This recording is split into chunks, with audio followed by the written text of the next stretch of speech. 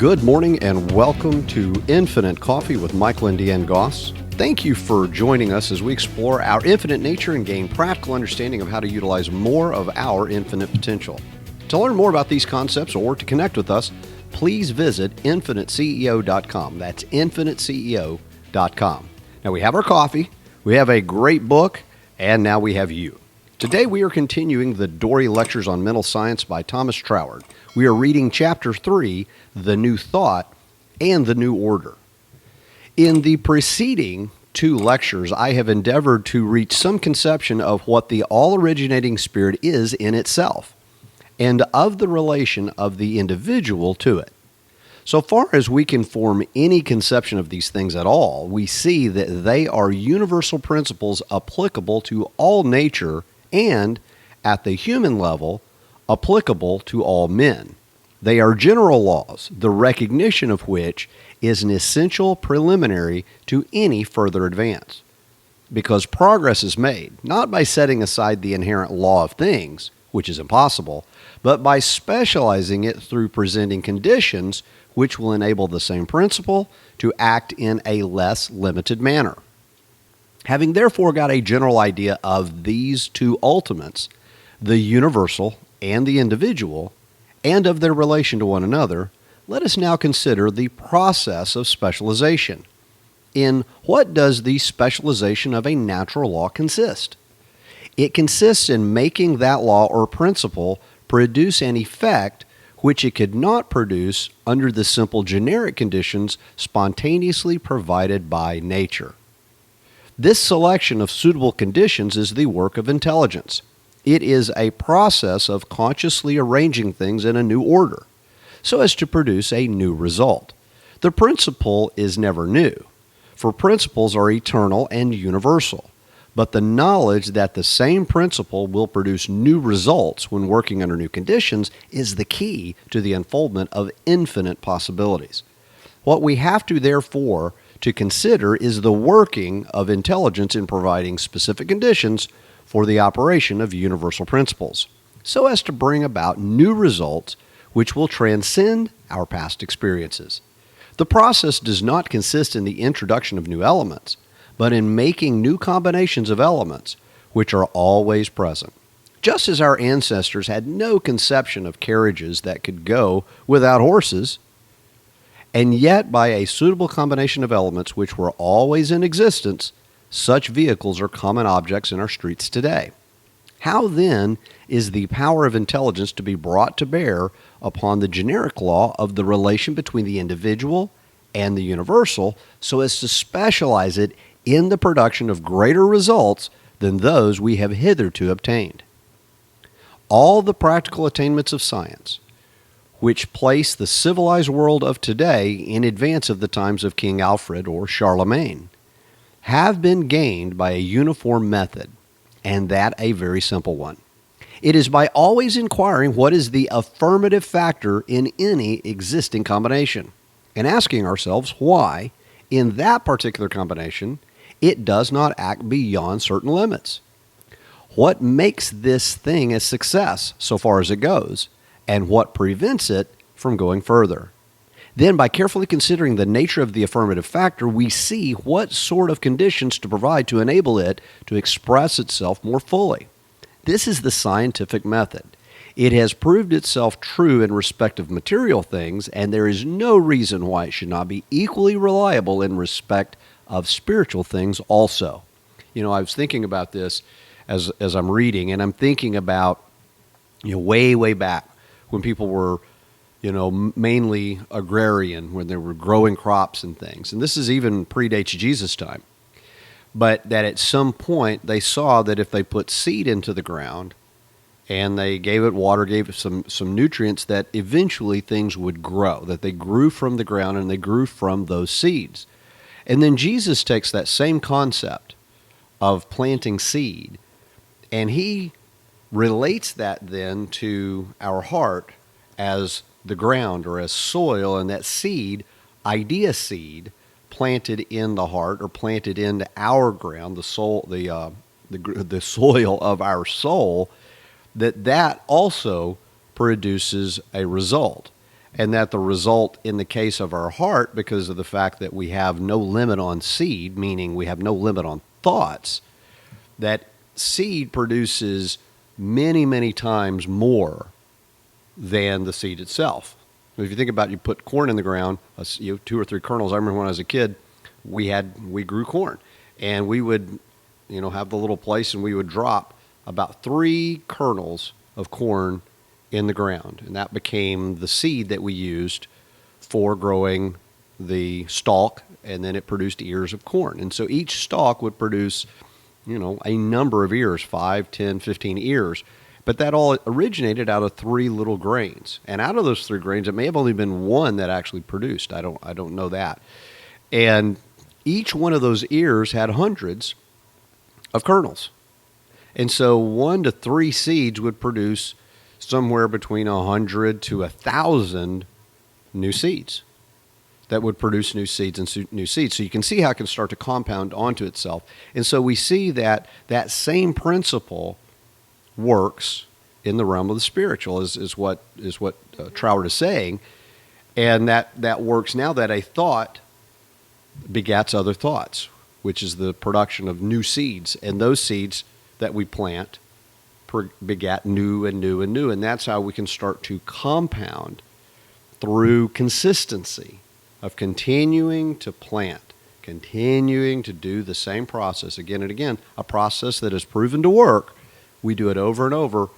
Eventually, how does it work? Well, we don't always know it. The Bible says you don't know what goes on. We know now there's germination and there's all kinds of the process. Ultimately, the seed itself dies, but the intent of that seed, the blueprint of the seed, everything that seed needed to become the plant and become the fruit is present inside that little seed. And so in the seed germ of our ideas, of our thoughts, is everything that it needs in order to produce the crop that's necessary to get us to that next level. So taking this as our method, we ask, what is the affirmative factor in the whole creation and in ourselves as included in the creation? And as we find in the first lecture, this factor is spirit, that invisible power which concentrates the primordial ether into forms and endows those forms with various modes of motion, from the simple mechanical motion of the planet up to the volitional motion in man. And since this is so, the primary affirmative factor can only be the feeling and the thought of the universal spirit. Now, by the hypothesis of the case, the universal spirit must be the pure essence of life, and therefore its feeling and thought can only be towards the continual increasing expression of the livingness which it is. And accordingly, the specialization of which we are in search must be along the line of affording it a center from which it may more perfectly realize this feeling and express this thought. In other words, the way to specialize the generic principle of spirit is by providing new mental conditions in consonance with its own original nature.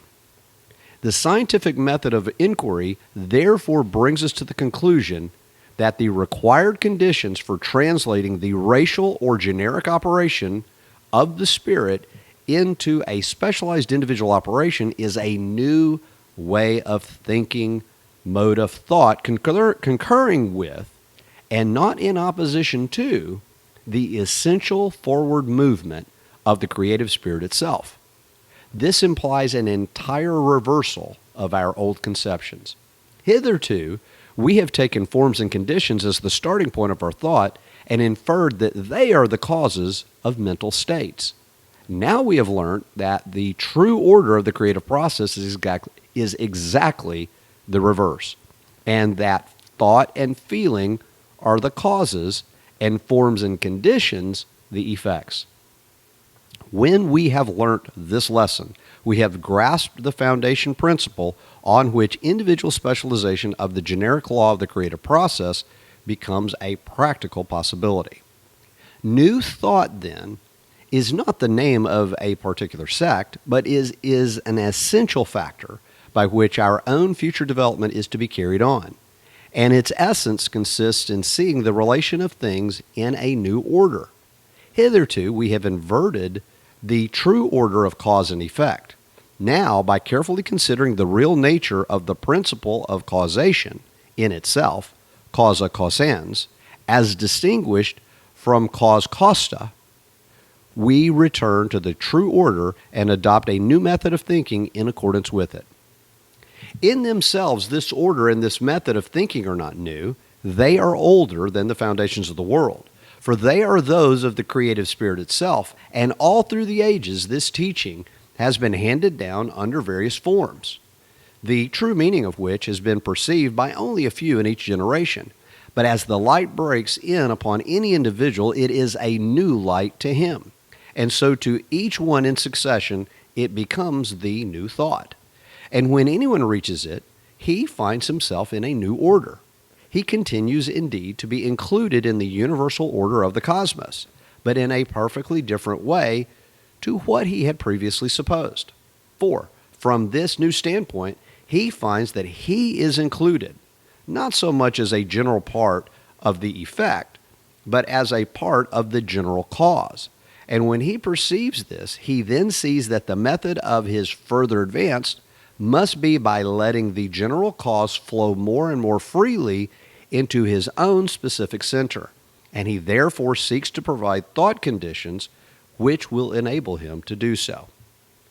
Then, still employing this scientific method of following up the affirmative factor, he realizes that this universal causative power, by whatever name he may call it, manifests as supreme intelligence in the adaptation of means to ends. It does so in the mechanism of the planet, in the production of supply for the support of physical life, and in the maintenance of the race as a whole. True, the investigator is met at every turn with individual failure, but his answer to this is that there is no cosmic failure, and that the apparent individual failure is itself a part of the cosmic process, and will diminish in proportion as the individual attains to the recognition of the moving principle of that process, and provides the necessary conditions to enable it to take a new starting point in his own individuality. Now, one of these conditions is to recognize it as intelligence, and to remember that when working through our own mentality, it in no way changes its essential nature. Just as electricity loses none of its essential qualities in passing through the special apparatus which enables it to manifest as light. Now, when we see this, our line of thought will run something as follows. My mind is a center of divine operation, meaning my mind is perfectly suitable to think God's thoughts. We talked about that, I believe, in one of our previous shows, is where we can think God's thoughts. Jesus said it this way, I don't do anything that I didn't see my Father do, and I don't say anything I didn't hear my Father say. Well, where did he see those things, and where did he hear those things? We heard them in his mind. He saw them in his mind's eye.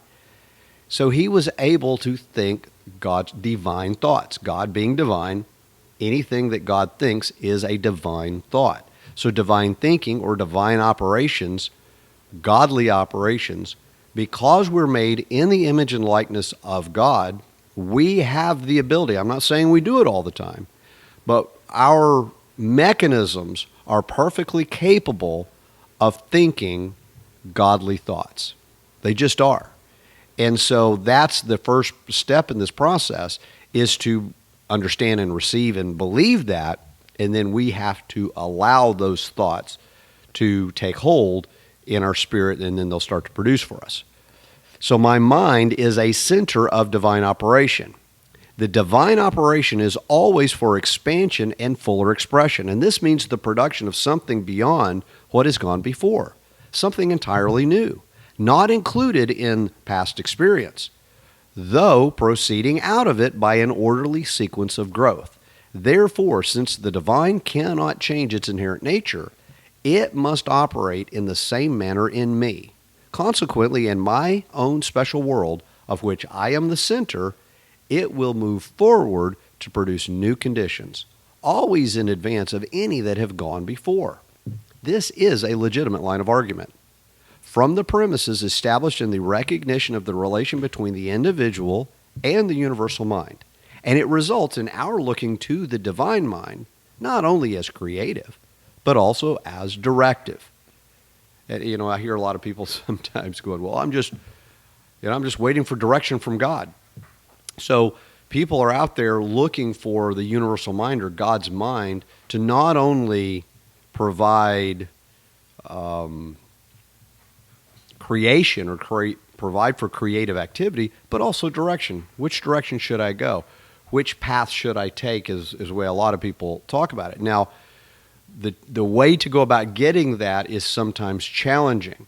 Many people sit and wait and wait and wait, and they never take any action. And so we'll talk more about that in times to come, but there is direction in that. But the way we're getting that direction, I think, is where sometimes people may miss it, is we miss the clues, we miss the signs, we miss how God reveals that direction to us. It's not always in a lightning bolt from the sky or a word from somebody else or a prophecy or this or that or a certain thing showing up on your alarm clock. None of that generally is the way it happens. Many times it happens in a much more simple, a much more natural way, or it appears natural, I should say, because it appears inside ourselves.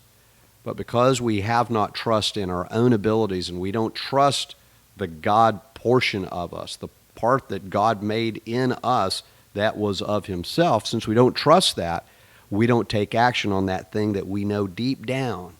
That's the direction we should take. Yeah, but it doesn't look that way. Yeah, but that's the direction I should take.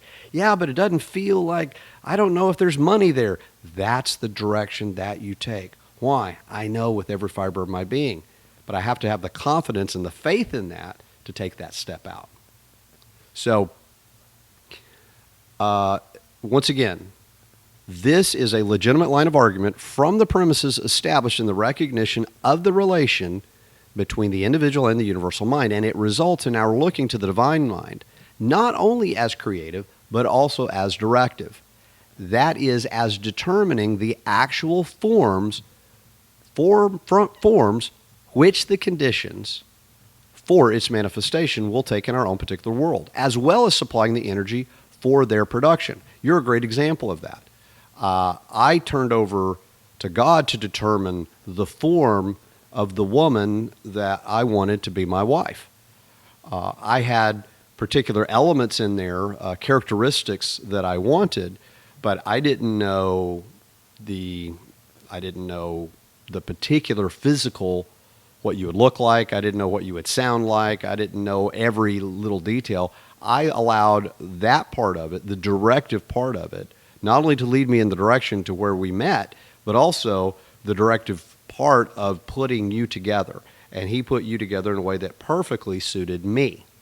And I didn't have a picture in my mind that I could have gone to a sketch artist and sketched you out. But I had an absolute picture in my mind of the qualities and the characteristics of who it was that I wanted and who I wanted to be married to and who I wanted to share my life with. And voila, here you are.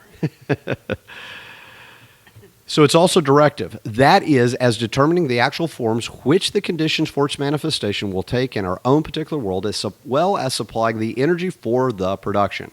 We miss the point of the relation between the individual and the universal if we do not see that the originating spirit is a forming power. It is the forming power throughout nature. And if we would specialize it, we must learn to trust its formative quality when operating from its new starting point in ourselves. I'm going to take a break and have some coffee. I just shared a quick aside of how making use of what we're talking about produced the wife of my dreams. I'm sure you've had some experience or anything that's coming from what we've read so far. Same here. I had a particular list of qualities that I wanted in a husband, and I didn't have a picture of what you look like either. But there were qualities and there were certain things that I absolutely wouldn't settle for. Do you think had you known just how ridiculously good looking I was going to be, that would have. Oh, I would have waited for 100 years. I No. particularly like how he talks about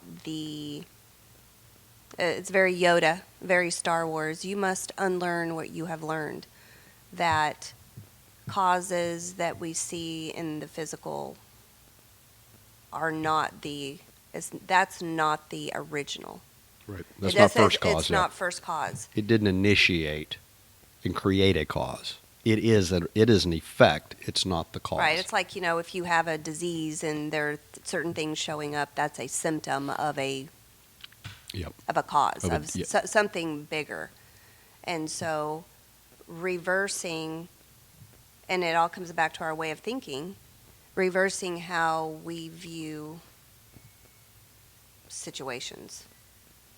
So I really liked how he talked about you have to go back and relearn the thought process. I may have you go back and read that or look at that again, but and that is such a opposite way of race thought. And he used that term race thought to mean mankind, Right. not a specific Right, not color. a specific race, but just man in general, that we react to life based on what we see in front of us or the past. Well, we generally give things that we don't understand, we give them greater power than potentially they would have. And that's one of the challenges. And so when we allow results, and this is a more practical way of thinking about it, when we allow the results that we see to dictate to us what we're going to believe and what we're going to think. For instance, if we allow our bank account to determine whether or not we're rich or not rich, you say, well, that's a pretty good barometer. It's really not a good barometer because it's only using one factor or one measure in the definition of rich. Is rich only about money? And if I have the power to accomplish something, which is more valuable, the power to do anything or money in the bank? Which of those two has a longer, more valuable, is a more valuable commodity? The power to get wealth is way more important than however much money a person has in the bank. Because here's the thing. There are people right now that have potentially less than $1,000 in the bank, but they are rich beyond measure. They have great life, they have great health, they have no stress, they have no fear, they have no concerns. They know that under any circumstances, whatever they need, it'll be provided for. And I'm not saying they're homeless or they're asking other people to give them things. I'm not that at all. They so understand how to operate in the realm of the spirit that they don't worry about what's coming tomorrow. They don't worry about how to do those things. They actually operate knowing that when they get to whatever situation, that will always be provided for. There's always provision when you do it God's way. He's made promise after promise. If you believe in the Bible on any level, there are literally hundreds of promises along that line. There are other people that have $100 million in the bank, and they see themselves as poor because they don't have $1 billion. And if they had $1 billion, they would see themselves as poor because they don't have $50 billion or they don't have $100 billion. So you see, poverty is not a state of your bank account. It's always a state of mind. And for those that are on the lower end of that bank account, if you ever want to get to the place where you have plenty, where you have enough, the first thing you have to do is get that thought process out of your mind, because it will start to run and control and dominate you. And then money will be your God, and you will do anything to get it. And no matter how much you have of it, you're never going to be satisfied, and you're never going to be happy, and you're always going to be pushing for more. And it'll destroy your relationships. It'll destroy your health. It'll ultimately destroy the purpose of what you could have done here on the earth had you taken the time to actually figure out and understand what that is. And so he continues. But the question naturally arises, if this is so, if it is not only creative but formative power, what is the part taken by the individual? What's our part? Our part is to provide a concrete center around which the divine energies can play. In the generic order of being, we exercise upon it a force of attraction in accordance with the innate pattern of our particular individuality. And as we begin to realize the law of this relation, we in turn are attracted towards the divine along the lines of least resistance. That is, on those lines which are most natural to our special bent of mind. In this way, we throw out certain aspirations with the result that we intensify our attraction of the divine forces in a certain specific manner. And they then begin to act both through us and around us in accordance with our aspirations. This is the rationale of the reciprocal action between the universal mind and the individual mind. And this shows us that our desires should not be directed so much to the acquisition of particular things as to the reproduction in ourselves of particular phases of the Spirit's activity. And this, being the very nature creative, is bound to externalize as corresponding things and circumstances. Then, when these external facts appear in the circle of our objective life, we must work upon them from the objective standpoint. This is where many fall short of completed work. They realize the subjective or creative process, but do not see that it must be followed by an objective or constructive process, and consequently, they are unpractical dreamers and never reach the stage of completed work. The creative process brings the materials and conditions for the work to our hands. Then we must make use of them with diligence and common sense. God will provide the food, but He will not cook the dinner. This then is the part taken by the individual, and it is thus that he becomes a distributing center of the divine energy, neither on the one hand trying to lead it like a blind force, nor on the other being himself under a blind, unreasoning impulsion from it. That's what I was talking about earlier, that we can't force God to do it our way, but on the second hand, we can't be blind and unreasoning, and God's just going to lead me everywhere.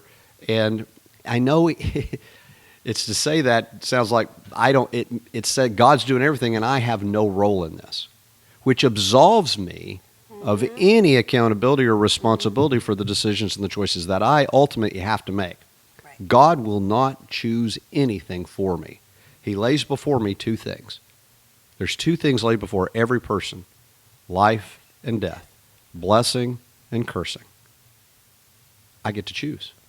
God will not choose for me. So if you're sitting there right now and you're going, well, I'm just waiting for God to tell me which way to go, He's already told you. He's already laid before you. If there's more than one, He's already laid them out there. You have to now decide which of those two paths are you going to go. And here's the cool thing. No matter which one of those you choose, He can make it the right path. He said He'd never leave you nor forsake you, even to the ends of the earth. So no matter whichever path you decide, it's going to be the right path ultimately, because it's going to get you to the next junction in the road. And if it turned out to be the wrong path in the moment, God can take that and make it the right path when you look back in time. It's a really cool part of that process. So we're not blind trying to be led by a blind force under unreasoning impulsion from an outside force. We receive guidance because we seek guidance. And we both seek and receive according to a law which we are able to recognize, so that we no more sacrifice our liberty or dwarf our powers than does an engineer who submits to the generic laws of electricity in order to apply them to some specific purpose. The more intimate his knowledge of this law of reciprocity becomes, the more he finds it leads on to liberty. On the same principle by which we find in physical science that nature obeys us precisely to the same degree as we first obey it. As the esoteric maxim has it, what is a truth on one plane is a truth on all. But the key to this enfranchisement of body, mind, and circumstances is in that new thought, which becomes creative of new conditions, because it realizes the true order of the creative process. Therefore, it is that if we would bring a new order of life, light, and liberty into our lives, we must commence by bringing a new order into our thought. And we find in ourselves the starting point of a new creative series, not by the force of personal will, but by union with the divine spirit, which, in the expression of its inherent love and beauty, makes all things new. And I was thinking a minute ago as we were just going through this process, that's where a lot of people, I think, run into roadblocks. Let's say they're looking to start a new business or branch out into something new, maybe even start a new career. And the first thought many times is, well, I don't have everything that I need in order to start. And that's to assume an order that's not accurate. You have something. You have the idea. You have enough now to take the next step. Do you have enough to take the 100th step? Maybe not. Maybe you don't even have enough to take the third or the fourth or the fifth step. But as long as you have everything you need to take the next step, then take the next step. There's no reason to wait for what you're going to need on the 5th, 6th, 7th, 8th, 10th, 100th step before you take the first step. The reason is once we start operating in the realm of the spirit, one of the things we have to understand is many times God operates much like the Japanese. Or maybe the Japanese started to learn how to operate much like God. I'm not sure which one that is. And I know that's kind of an interesting reference, but you got to go back to when you and I were much younger and in college. And back in the olden days, during the time that Troward's talking about, during horses and carriages and buggies back when we were in college, no, it was, during the late 80s, and of course we know the 80s were the greatest decade in the history of mankind. The music, the fashion, the art. But in that time, American manufacturing had really fallen on difficult times, and we had bloated balance sheets. We had, carrying way too much inventory. We were not very efficient. It was difficult to make change. It was difficult to adapt to the new marketplace. And for some reason, the Japanese were just on fire. They were knocking it out of the park in manufacturing and all kinds of, especially in the automotive industry. Now, go back to the 50s, back when Edwards Demings was there teaching leadership and teaching lean manufacturing to the Japanese. Now, fast forward, that's how long ago, that's when the original seeds were planted that were now starting to produce massive results as of the 80s, and Toyota and Nissan and all these other great products were starting to come out of Japan. And prior to that, Japan was not known for quality. They were known for inexpensive or cheap.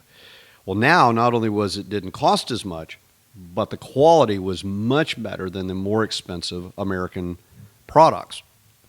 And one of the concepts that they used that made them so not only efficient, but financially efficient, was they used a process called just-in-time inventory control, or just-in-time manufacturing. And here was the theory. Let's not have raw materials show up to the warehouse until we need it. Rather than have it sit there for weeks or months while we've paid for it, carrying the cost of that, how about we move that so that it shows up just in time so that we can take it, immediately process it, use it, and get that out the door. Our warehouses don't have to be quite as large. We can be leaner if we need to make adjustments and change. We're not sitting on millions and millions of dollars worth of old inventory that we can't move. And we got to eat. That's just an inefficient way. So they came up with just-in-time manufacturing. Now, the challenge with that was there had to be a much more efficient system throughout the entire supply chain. They had to have, now all the suppliers had to be operating that way. Their suppliers had to be operating. The raw material suppliers, had to be all the stakeholders, all the providers in this entire chain had to be operating by the same mindset. So they understood that if the order comes in today, it has to be shipped within a certain time, and we had to have that timing down because it all was dictated on when we needed to build that component. And we wanted all the materials to kind of show up all at the right time, just in time. That's the way the Spirit works. It doesn't provide you everything and then you just have it sitting here. It provides it to you just in time. It provides it to you as it's needed, not before it's needed, because what's it needed for? I don't need it now, so why am I worried about something that I don't need today? And so many people get focused and thinking about what we're going to need tomorrow that we're not paying attention to what I already have now within my possession, things I can do today. And that's what he's saying, work on those things as far as you can. Take it as far as you can go with what you already have. And guess what happens? You get to the end of that, or what you think is the end of that, and there's always more. And there's multiple stories with it throughout the Bible about that exactly happening, where the oil never runs out, where the food just continues to be handed out. That is a spiritual part of the process. And that's where we have to allow not only the creative, but the formative power of the Spirit to operate on our behalf.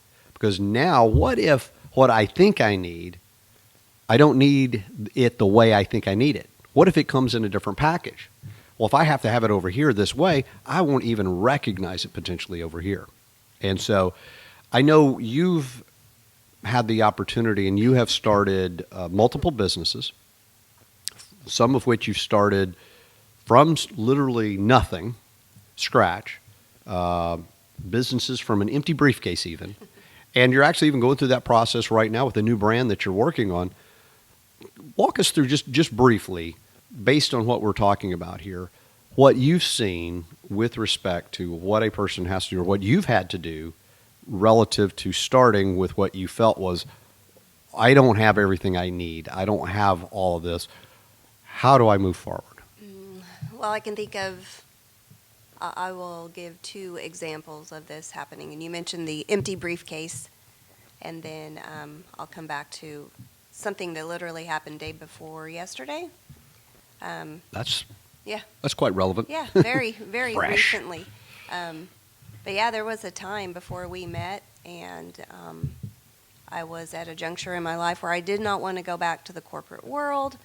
I wanted to have, I had had too much experience and a taste of having my own gig. I did not want to go back to working for someone else. And so through a series of events and people that I met, I decided to go to a business broker and actually look for a business to buy.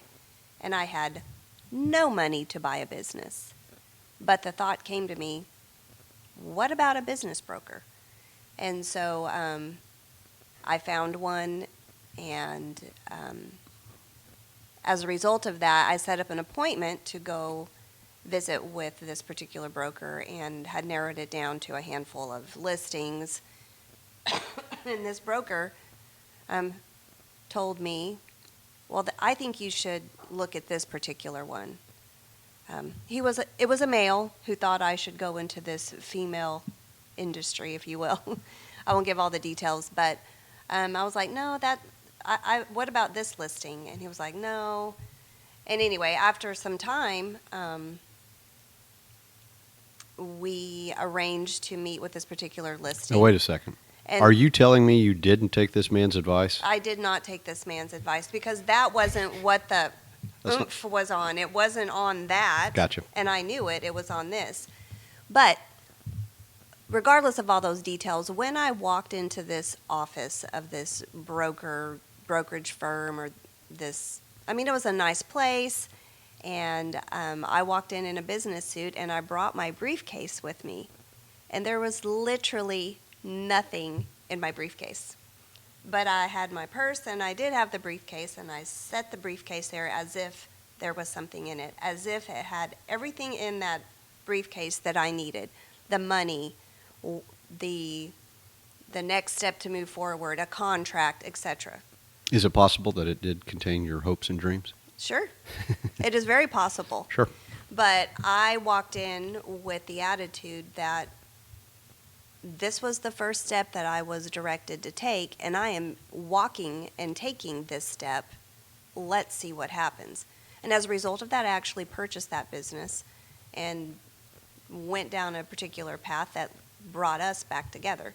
So, yes, taking an initial step with, I didn't need the money the day that I walked into that office to talk to that business broker. I did not need to write a check. I did not need to present money. And as a result of the steps that I took, everything, and I realize now, vibrated. I mean, it was a law of attraction, law of vibration, came to me when it was needed to go through with the business transaction. So that's one of the really good examples. But had you not taken that action, which the action intensifies that vibration. This is something a lot of people don't understand about the law of attraction. There's a companion law that you just referred to, which is the law of vibration. I call them the law of vibration and attraction. They work hand in glove. You cannot have attraction without vibration. Vibration is what creates the attraction. I just had this thought that I wish at the time that, and I actually took that action in somewhat out of fear, because I did not want such and such. So everything that was in me wanted to go this way. And now that I'm, it's 20-something years later, I wish I would have, and here's advice, I wish I would have viewed that not as, if I don't do this, I'm afraid I'm going to have to go back to whatever. Instead of, and to some degree I did just let it happen. No, there were things during the process that I actually pushed and I pressured to get this done. And things did come to me. But had I known then what I know now, I would have been more open and allowed things to be a little bit less stressful. So we'll just put it that way. But ultimately it did work out. And recently, so I'm working on a new project, and having the experience or knowledge, if you will, starting something brand new, and it literally is starting from a seed of an idea, and it's actually an idea that has been my idea for about the same time, actually before the scenario that I just described. Yeah, over 20 years. Yeah, over 20 years. And so I have the idea, and I just like we said, I know that I know what I need to get to here, or I think I know what I need to get to, like you said, step 50. But I don't have what I need to get to step 50 today. But I do know that I do have the idea, and I have taken action. And I'm to a point where, okay, I really need these certain, and it having to do with funding. And I have taken some action in that area. However, I've been really thinking and concentrating on that. And night before last, I belong to a particular business group, and there's 2 times a month there's a call in to this group, and I've missed the last 3 or 4. And I'm like, why am I paying for this if I'm not listening to the coaching and the teaching? And so I really made an effort to listen in on this particular phone call. And as a result of it, what was brought to the table actually opened up my way of thinking that I had not thought of as a way to acquire the next step, the funding. Some additional funding. And so as a result of that, not that I'm not saying, and I realized, like I literally felt opened in here to go, well, there is more than one way. Like my limited way of, I've always done it this way, this is past experience. As a result of listening to that, and a result of thinking about the next step, it literally opened up my mind to think, there are hundreds of ways. Like as a result of this call, like literally hundreds of ways that funding and resources can come to me and my idea and launch my idea. And the cool thing is, it's like a relaxed feeling to go, okay. It's not up to you. Yeah, like it. You don't have to be. I don't have to make that happen. Now, there are certain things. I took action yesterday. Yep. Like I spent hours doing taking action to move in this particular way that has been opened. And there's no guarantee. And there's no guarantee that will happen. But here's the thing. And this is the key, I think, that to that is that's the next idea. That's the next thought. And what came with that idea? Hope. What came with that idea? Faith. What comes with that idea? New actions, new activities, new thoughts are all on the other side of that thought. Now, if you had listened to that thought, heard that thought, discarded that thought, then you get none of those things. You get none of the benefits that thought provided. And so if you have at least one thought of how you can, if you have at least one thought of how you can move forward, that in and of itself is the only thought you need. It's just one thought that makes the difference. It's not all the hundreds that you discard. It's the one you choose to accept. And that's the thing that ultimately he's talking about here is, A, get outside yourself. Number one, I don't have to be the funder of everything. I don't have to make everything happen. In fact, I don't have to make anything happen. What I do is I get to decide. I get to choose how this power is going to be directed. That's all that I do. And so you get to decide which of those actions. You didn't have to go to that business broker. You could have taken his advice or his direction. You chose to go in a different direction. None of those things are required. You could have taken no action and just been afraid that you were going to have to go back to get a real job or whatever you were dealing with back at that time. None of those were automatic. You had to take steps. You had to think certain thoughts that begat other thoughts, and those thoughts create those actions. And that's ultimately how the law of attraction, the law of vibration works. And when we take our actions, it intensifies and increases that vibratory impact in the earth. It starts to have a greater amplitude, more power. You start to, over time, attract more and more things. And what we get in trouble with many times is we start down that road. It doesn't quite happen as quickly as we thought, or we hit a roadblock here or there, and so we stop. And when we stop, that vibration literally starts to go back to next to nothing. Now, it may not go to purely nothing because it still may remain in our heart as something, so it still has a bit of life. But that life is no longer now really being projected outward. It's being held inward. And the longer we hold things inward that need to be outward, that creates major problems on the inside. It starts to create frustration, dis-ease. Dis-ease. When we are no longer at ease, meaning we are no longer living our authentic self, meaning I'm living with regret. I should have, woulda, coulda, but I didn't. Yeah, you didn't. Get over it. Do it now. Start now. Move forward now. You've got another idea now. There's no limit on the ideas. There's no limit on the possibilities. There's no limit on anything that we can do. And so the key to it is start believing that now. So this seems like a great place. That's awesome stories. I look forward to hearing more about this awesome new business that you're talking about. Maybe we can discuss that later, or maybe even on air. We'll talk about that another time. But this seems like a great place to end for today. Next time, we will pick it up with Chapter 4 of the Dore Lectures on Mental Science by Thomas Troward, The Life and the Spirit. Now, as always, we would love to hear from you, so please feel free to drop us a comment. We'd also love it if you would like this show and give us a 5-star rating. If you'd like to learn more, please visit infiniteceo.com. That's infiniteceo.com. Thank you again for joining us on Infinite Coffee. We'll see you next time.